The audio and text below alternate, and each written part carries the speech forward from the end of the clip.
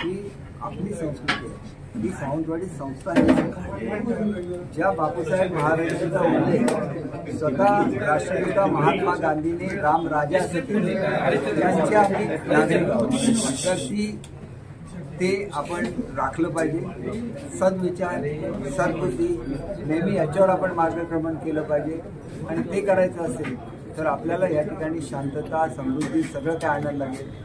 ज्या पद्धतीने आजची लढाई होते ती तुमची आमची संस्कृती नाही आहे। एक तरुण पिढी बर्बाद करणं ही तुमची आमची संस्कृती नाही आहे। खोटं बोलणं, बाउन्सर्स पाठवणं, टेंडर मॅनेज करणं ही तुमची आमची संस्कृती नाही आहे। तुमची आमची संस्कृती शांततेची आहे, तुमची आमची संस्कृती ही समृद्धीची आहे आणि म्हणून वेळोवेळी इथे नवीन काहीतरी उभं राहते। इंदिरा गांधी व्यापारी संकुल झाला, आता गाडगे महाराज मंडई उभी राहते।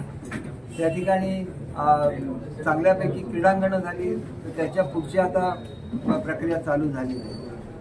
आपल्याकडे चांगली नळपाणी योजना होती तर त्याच्यापेक्षा अधिक चांगली नळपाणी योजना आपल्याकडे उभी राहते। आपल्याकडे गंजीफा आणि ही सगळी कला राजवाड्यामध्ये जिवंत ठेवली तर त्याच्यासाठी म्युझियम आता उभं राहतं। आपल्याकडच्या लोकांमुळे आपण चांगलं फिश मार्केट उभारलं, आता त्याच्यापेक्षा आधुनिक मटन मार्केट आपल्याकडे उभं राहतं। शेवटी नागरी सुविधामध्ये आपण पहिल्या क्रमांकावर असतो आणि म्हणून महाराष्ट्रातली पहिली डिसेंट्रलाइज सिवेज ट्रीटमेंट ही सावंतवाडीला तयार होते। म्हणून गोष्टी काही जादूच्या कांडीसारख्या बदलत नाही, याला वेळ लागतो, याला टेंडर्स काढायला लागते, त्याला प्रक्रिया आहे आणि त्याच्यामुळे अनेक जे खोटे आरोप होतात यांनी अजिबात विचलित होऊ नका। तुम्हाला प्रगतीकडे नेण्याची पूर्ण जबाबदारी ही माझी आहे। युवकांना एकच सांगायचं आहे की तुम्ही मतदारसंघात फिरत असताना मला जाणीव झाली की तुमच्या अपेक्षा काय आणि त्या अपेक्षा पूर्ण करण्यासाठी सुद्धा माझी वेगळी एक यंत्रणा उभी करतो, ज्या माध्यमातून इथे येत असलेल्या इंडस्ट्रीज नवीन दिशा देता येईल, लवकरात लवकर इंडस्ट्रीज कशा इथं आणता येतील या संदर्भात निर्णय घेता येईल आणि माझ्यासुद्धा ज्या योजना आहेत त्यासुद्धा युवकांनी बघितल्या पाहिजे, त्याचा अभ्यास केला पाहिजे।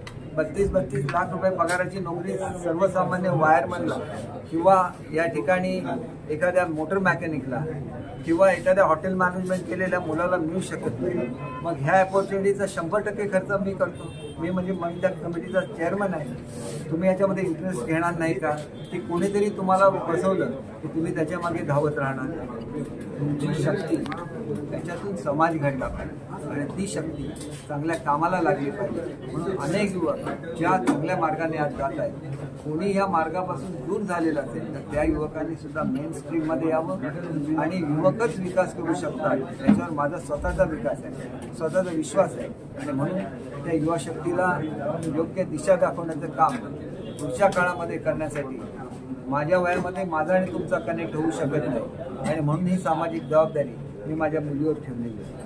तुमच्याबरोबर सूरज परबसारखा एक चांगला युवक जो स्वतः इंजिनियर आहे त्याला ही जबाबदारी दिलेली आहे। राजकारणामधले माझे अनेक सहकारी आहेत, ते राजकारण करत राहतील, पण माझ्या सामाजिक सेवेचा वारसा कोण पुढे नेणार ही ज्याला हा प्रश्न ज्याला समोर येतो त्याला मला सर्व युवकांची आठवण होते। कारण ही जी युवकांची शक्ती आहे ही सामाजिक बांधिलकी त्यांच्यामध्ये खूप मोठी आहे आणि त्याचा वापर जर सिंधुदुर्गच्या विकासासाठी करता आला तर याच्यावरती दुसरी चांगली गोष्ट असूच शकत नाही आणि त्याच्यामुळे त्यांना पूर्ण पाठिंबा हा माझ्या वेगवेगळ्या स्कीमच्या माध्यमातून राहील।